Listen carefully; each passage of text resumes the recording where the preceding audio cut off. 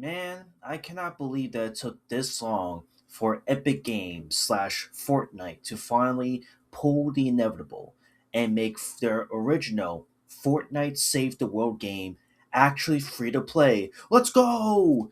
And why am I talking about this, right? Because I just found out about this today when I woke up and didn't realize that Save the World, yes, Fortnite Save the World is free now and is going to be free because of some recent controversial decisions that I understand Fortnite's going through right now. So I kind of want to break down like the history of Save the World and why it's finally for free when it should have been like free to play back in 2020, 2021 specifically.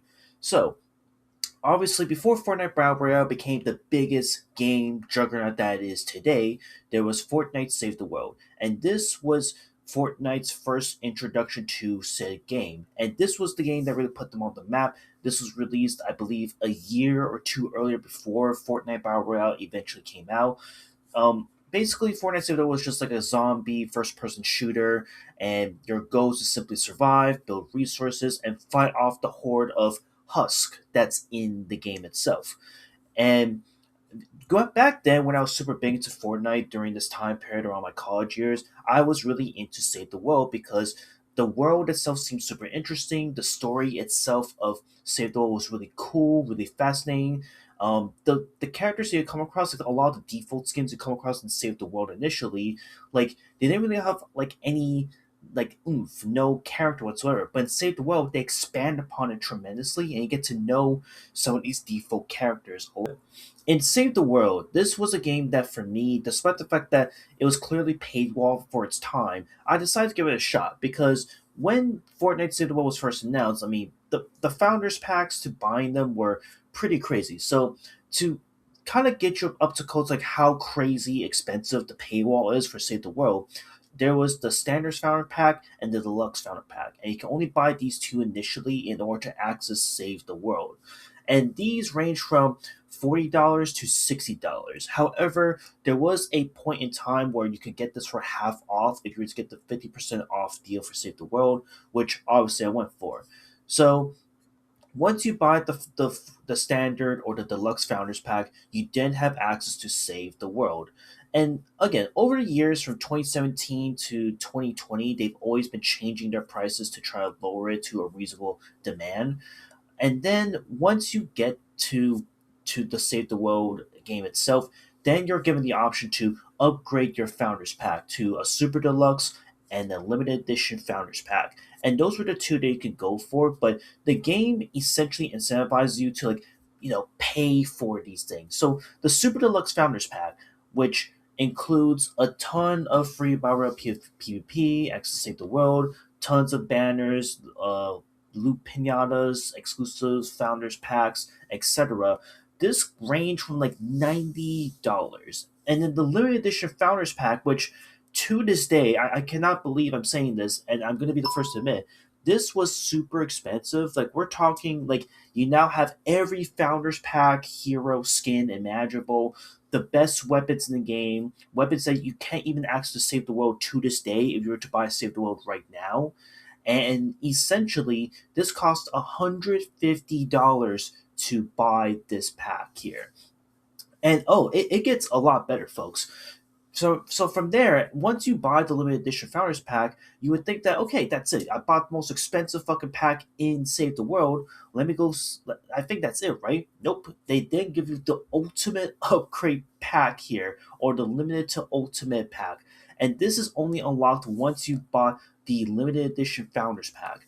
And this one is pretty crazy because this one ranged to $100 freaking. So it's like in total, like with all the packs you bought from this whole set, you're basically spending close to like 300 to over $400, depending if you also spend V Bucks around this time period. It's ridiculous, but at the same time, is it worth it?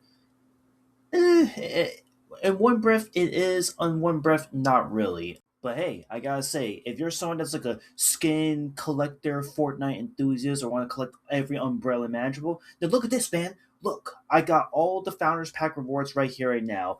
Like, this is crazy. Like, the amount of stuff that you can also, that Fortnite has given you over years. And these are skins and packs that you just can't get in game nowadays unless you bought Fortnite Save the World from 2017 to 2020, of course.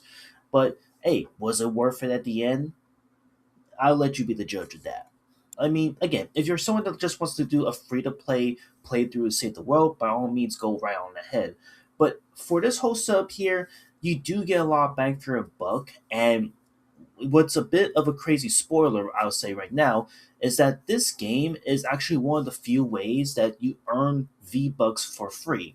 And this is where it dives into that huge meme, that huge trend that's going on in the Fortnite community where, oh, it looks like Epic is now releasing Fortnite Save the World for free because of what's going on with the V Buck prices changing and being expensive as hell now. Which again, I even checked out Fortnite like a couple days ago to see like, okay, did they really change the prices? Is it up? Honestly, I think they lowered the prices like by like $1 or something. I don't fucking know, but I double checked it to see like if it really get lowered. But so far, I don't know. It looks the same, but it's also been a while since I even played the game. But I think that if anything, they're saying that this is their way of being like, okay, we're gonna release Save the World for free, calm the people down for the fact that V Bucks is rising up in price, which I think that's like a really interesting theory. But at the same time, Save the World in general has been on this huge paywall hiatus for so many years, for almost a fucking decade, mind you. We're in 2026. This game came out back in 2017, mind you. It's crazy that we're at this huge paywall and they're finally going to release it for free to play after all this time. And let's be real once again, folks. Like even after they took away the founders pack and being able to purchase it back in 2020 and discontinued it, I really, really genuinely think that they should have just made this game free to play from that get go after they removed the founders pack. Because when it was announced that the founders packs that I just talked about just now was removed, like okay, it felt like this was finally going to be the gateway to get people to finally check out Save the World, finally appreciate the game for what it was. Because I was pretty big and deep in the Save the World community at one point, but then it never happened. And once it didn't happen, I essentially was like, you know what? Like, this is actually ridiculous. Like, why am I going to play my 2 cents playing this game and trying to advocate for Save the World to be for free if they're not going to drop it? And now that they're finally dropping this for free to play because of the whole V-Bucks situation that's going ballistic, it's kind of like they're covering their own asses from what I can more or less tell. And the reason why Save the World is going to be free to play is because this is a way to earn V Bucks for free from doing daily quests or doing missions that reward you like 25 V Bucks or 35 V Bucks for completing a certain mission in the game itself. Which again, you can do your research of Save the World and how you earn V Bucks for free. That's actually the only way you can earn it for free. If you bought the Founders Packs, this is where it gets a little spicy, but the Founders Packs for every daily quest you get done, instead of giving you like gold or XP, unlike those who didn't buy the Founders Packs, you pretty much get V Bucks for free pretty much for every daily quest you get done.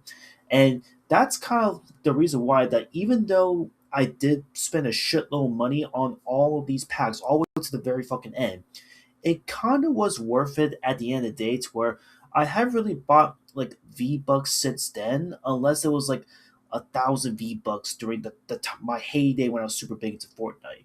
But outside of those rare instances, it's like now you don't have to worry about spending your money on V Bucks because you could just get them for free without any issues whatsoever.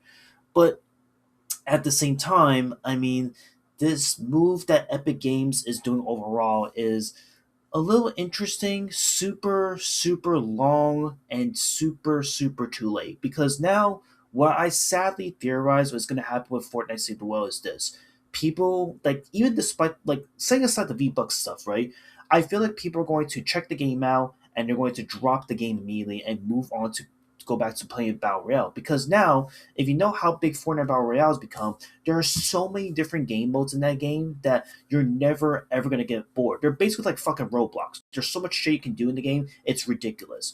In the case of Save the World, they're gonna be like, oh, okay, it's just a bunch of zombie shooters, it's boring, bye bye, deuces. Like, what's the point of that, man? Like, you should have released Fortnite Save the World during its peak when people were still interested, when there was a huge community around it.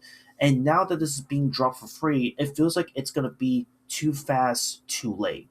So I don't know. I might hop into Fortnite Save the World to see how it is when this eventually does drop for free to play in April 2026. But let me just say that again, it's really disappointing that they're finally dropping this at a time when it's coincidentally like they're rising the prices of ebooks. It's crazy. It's stupid. And I kind of just want to talk about this a bit because again, this really hit home for me once again. And that's it. I'll see you on the next one later.